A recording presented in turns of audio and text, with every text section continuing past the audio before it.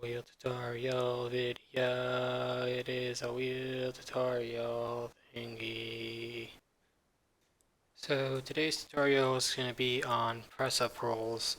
If you notice, there's a bunch of guys in full-on metal armor fighting in the background, which is why I'm post-recording the armor. Anyway, here's a clip of me doing them, and then I will jump into some explanation. But this is a really good trick to learn because it gets you used to putting your hands on the floor without being hard. And then once you have the confidence of putting your hands on the floor, it's a lot easier to learn all the other inverts. So even though it's stupid, it's a really important trick to learn. So the first thing you're going to want to do for this trick is get yourself a nice pair of knee pads, because you're going to be busting your knees all the time, and even if you don't, you'll be busting your knees on the next trick, so just get a pair. So there's really one main trick to this trick, which is to not try to steer the wheel. When you're down in this position, and you got your point, and the wheel is just one point of contact with the floor, your hands trying to control the wheel to move it this way and that way, it's not really going to work. It's going to throw you off. You're going to pull in here, the wheel's going to flip over and go outward, and you're going to be upset. So I find the way to do it when you're first learning the trick, or even when you know it better, it's still really helpful, is just to roll sideways in your path. Pick your path where you're going to go and just stick with it. If the wheel is off from that path, if you keep rolling in that path, it'll eventually go back there. So just take your hands and do a circle. And if it helps you practicing that without a wheel, do it. You look like an idiot, but it's good. You can do it in circles. Whee! Whee! Whee! And just think of yourself rolling along the path. Just keeps rolling, rolling. It's a wheel. It rolls. Oh, and remember to open your hands. You don't want to run over your fingers.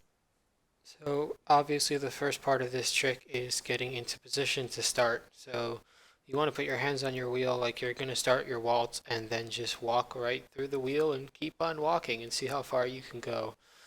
This was an action shot. It's a bit exaggerated. I normally would not start the wheel in this steep of an angle, but it's good to test your wheel and your surface and see at what angle you can hold and how far away you can get your feet from the base of the wheel and how much weight you can lean.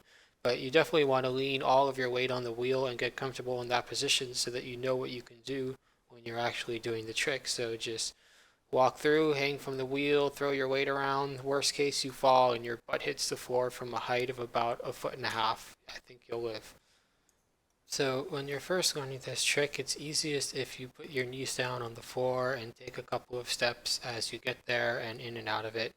You're not trying to do the most perfect looking one ever, so you just want to make it through the trick. The next thing you want to realize is that it's a lot easier to do it in a straighter trajectory than it is to do it in a curve, because you know exactly where you need to go. So just follow along an almost straight line. You don't want to be perfectly straight, but being pretty straight is really helpful, to me at least, I think. So don't worry too much about speed. As we see in this clip, you can do it really, really slowly and almost fall and still pull up and out of it. So it's a pretty easy trick to learn. You shouldn't have too much trouble with it. Obviously, it takes a bit of practice to master and really get the hang of doing it perfectly. But at the very least, to be able to pull it off, see that? I just slid all the way across the floor. You just go with it and try to just keep rolling in that circle and following the lines.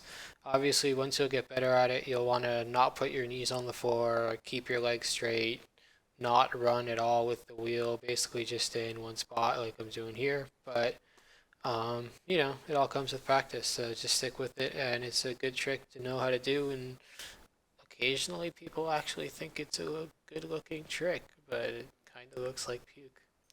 Anyways, I hope this helps. It should get you over the fear of running over your fingers and touching your hands to the floor. Once you feel confident in this trick, you should be less afraid of going upside down, or at least know this trick.